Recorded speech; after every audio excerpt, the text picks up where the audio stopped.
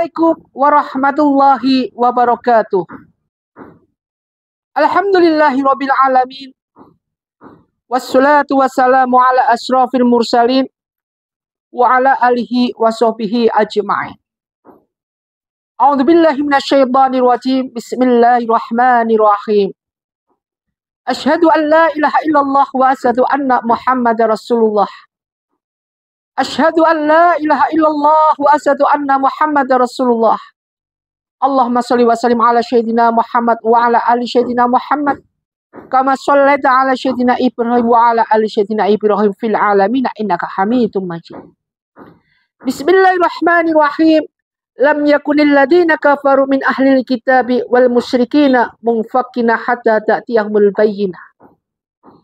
Rasulun minallah yatlu suhufan mutahharah fiha kutubun qayyimah. Wa ma tafarraqal ladzi utul kitaba illa min ba'diha ja'atumul bayyinah. Shadaqal wa'adi, shadaqa ala Rasulillah sallallahu alaihi wasallam.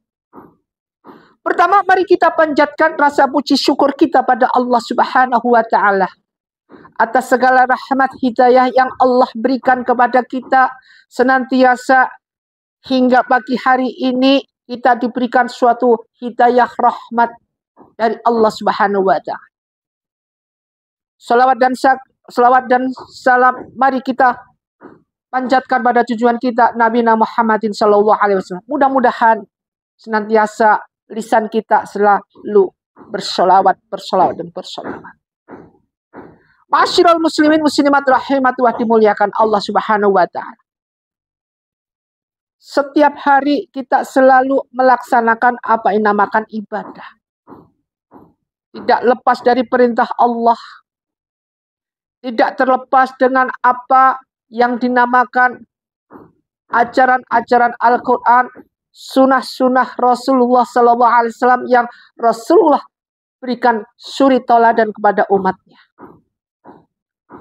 Namun, berlangsungnya waktu tidak menutup kemungkinan di setengah perjalanan terganjalah dengan suatu bisikan-bisikan iblis. Bisikan-bisikan yang berusaha merongrong hati kita untuk senantiasa hati kita kosong. Untuk senantiasa membuat hati kita ini kosong, gak ada iman sama sekali. Di saat kosongnya iman ini, iblis manfaatin buat merongrong manusia untuk senantiasa menentang perintah Allah Subhanahu wa taala. Apakah tantangan seperti ini akan terjadi dan terjadi terus? Akan terjadi terus sampai kita mati nanti. Artinya apa?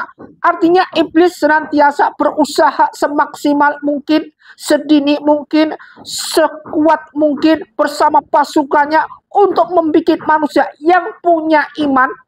Ingat, yang punya iman. Kalau kagak punya iman tidak perlu dipertahankan. Yang masih kuat imannya dihancurin sedemikian rupa. Maka dari itu, hamba Allah yang berpegangan teguh pada ayat-ayat Allah, yang ingin selamat dengan hal-hal seperti ini, dengan terjalan-terjalan batu yang berusaha menghantam kita, badai-badai di depan kita yang dengan ganasnya ingin menghancurkan iman kita. Nah, ini kita punya pegangan, di mana pegangan kita ini sangat kuat dan Allah berikan, Allah perintahkan, peganglah ini. Apa itu pegangan? Dijelaskan dalam surat Bayyinah, yaitu surat Madaniyah ini. Wa ma umiru, tidaklah mereka diperintahkan illa liya'budullah, illa kecuali liya'budullah, akan menyembah kepada Allah mukhlisina, dengan ikhlas, lahuddin, dengan mentaati ajaran-ajaran agama ini. Itu udah kunci pertama. Bahwa kita diwajibkan senantiasa seperti surat Al-Ikhlas. Bismillahirrahmanirrahim. Qul huwallahu ahad. Allahus samad. Lam yalid wa lam yulad wa lam yakul lahu kufuwan ahad. Diperintahkan menyembah. Tidak boleh menyembah siapapun illa liya'budullah, kecuali menyembah kepada Allah. Di sini disebutkan wa ma umiru illa liya'budullahu mukhlisina lahuddin, dengan mentaati ajar, dengan ikhlas, ridho. Di sini disebutkan ikhlas. Artinya apa? Di saat kita sujud pada Allah, di saat kita menyembah Allah, harus benar-benar ikhlas, ridho, tidak ada paksaan. Karena Allah nanti di saat menolong hambanya yang beriman, ya ayyuhalladzina amanu sta'inu bisabri wassalah, tidak ada Allah dipaksa, keterpaksaan begini menolong, tidak ada. Kalau hidayah turun pada si fulan, si fulan. Kalau hidayah turun pada yang lainnya, turun. Kalau orang ini tertutup hatinya, tertutup penglihatan pendengarannya, khatamallahu ala qulubihim wa ala sam'ihim wa ala absarihim ghishawah, tutuplah. Kemudian hunafa, ikhlas. Dengan ikhlasnya ini wa yuqimus shalah, yaitu agar melaksanakan sholat. Di sini sebutkan dengan ikhlas. Cara ikhlas ini bagaimana? Wa yuqimus shalah, dengan menjalankan sholat. Aqimus shalah wa atuz zakah warka'u ma'ar raki'in, dirikanlah sholat, tunaikan zakat, kemudian rukuklah bersama mereka yang rukuk. Ini semua ada. Sekesta-sekestanya ada. Step-stepnya ada untuk menjadi hamba Allah yang beriman, dijauhkan dari segala godaan iblis yang sedang berkeliaran. Di mana berkeliaran? Di mana-mana, terutama dalam postur tubuh kita ini. Setelah sholat ini, inna sholata tanha 'anil fahsya wal munkar, jalankanlah sholat. Mari kita jalankan sholat. Kenapa? Apa? Selalu pertama kali sholat. Kenapa dalam ayat-ayat Allah ini selalu pertama kali sholat? Karena nanti hisab yang paling pertama kali adalah hisab kita, adalah ditanyain sholat kita. Makanya mereka yang meninggalkan sholat, celakalah, buntunglah mereka. Fawailul musallin alladzina hum an sholatihim sahun. Untung mereka, tidak beruntung sama sekali orang yang lalai dalam sholat, meninggalkan sholat. Ayat-ayat Allah dari mulai alif lam mim sampai kul a'udzu birabbin nas sampai katam, ini selalu mengajak kita, memberikan peringatan kepada hamba Allah yang tidak beriman maupun yang beriman. Menceritakan segala sesuatu azab-azab yang sudah terjadi. Ini semua untuk kita pelajari. Agar kita terpondasi diri kita untuk bisa khusyuk dalam sholat kita.